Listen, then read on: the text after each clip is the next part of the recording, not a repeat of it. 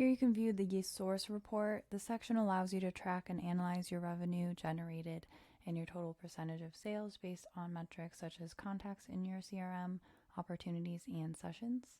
So here on the top right, you can select the source of your lead. So you can select form, survey, calendar, or all.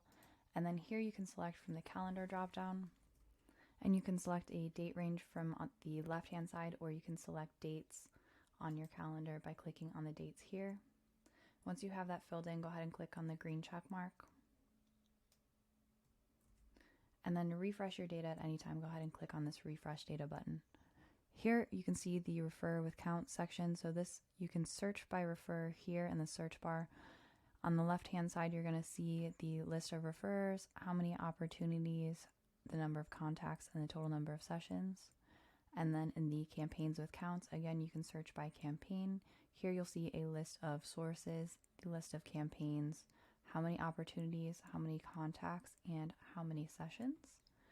Down here you'll see the total number of session events. So by clicking on this drop down, you can choose to view 10, 25, or 50 per page. You can export this list at any time by clicking on the export button.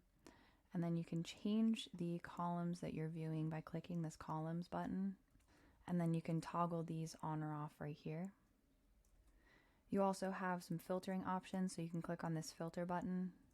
And here you can filter by source type, campaign, UTM medium, UTM content, event type, contact, page URL, or refer. So then once you have all of that filled in, go ahead and click on the apply button.